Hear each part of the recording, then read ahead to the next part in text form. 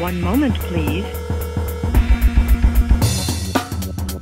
Well, civil society, as I understand it as a development agent, is a new program to empower people so that development is ensured from the bottom up and not top to bottom. In such a way, people don't see the development as a Father Christmas concept, where somebody is coming from Europe, giving them something for free, and when the person leaves, then that is the end.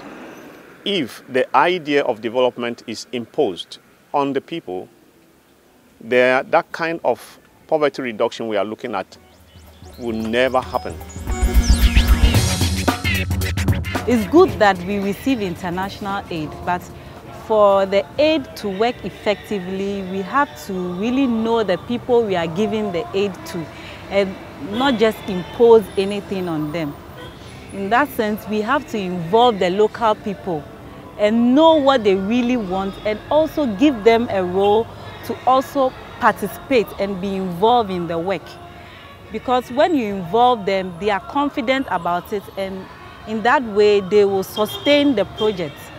But if it's only done by the Danish people, then in that sense they feel like they are not close to the project. The challenge really is striking the balance.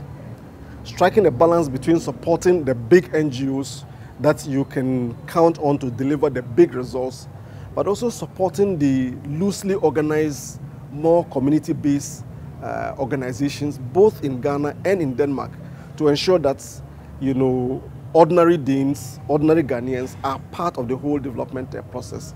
Else we might end up with a situation where we once again get back to the situation where development is done for the people and not with the people. And I think that is where one area where we need to strike a balance.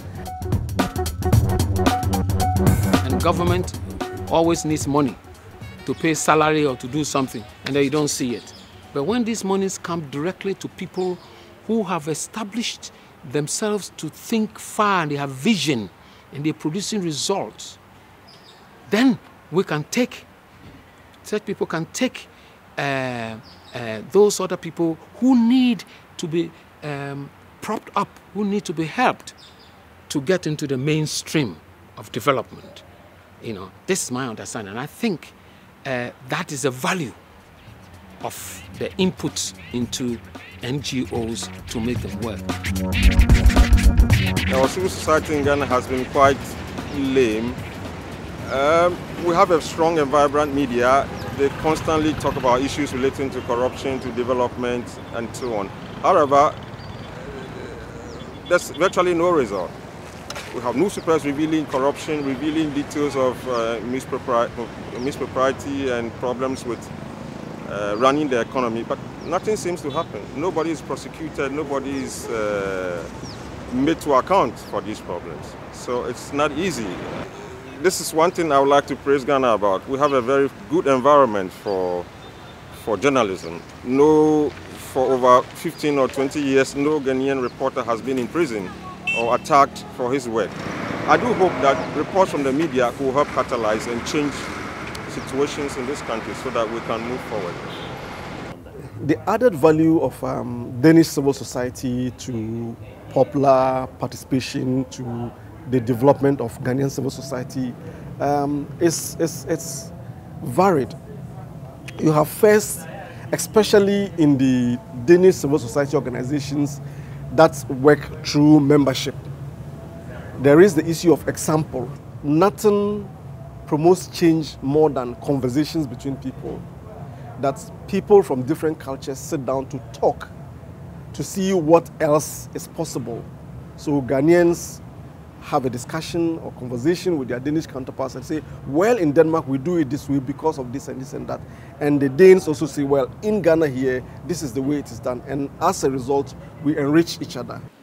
Additionally, in the Ghanaian and perhaps in the African context, we have a situation where politicians are becoming more powerful, and that is not creating the good room for development. So here we are looking for a situation where we will have powerful civil society organization that can check the politicians on what they are doing and can hold politicians accountable and can help to create good governance. When politicians are aware that the constituents are well informed, they will sit down and plan well. They will know that they will be held responsible, so they will not be reckless in spending. They will be accountable at the tail end of their development, so they will be very, very careful.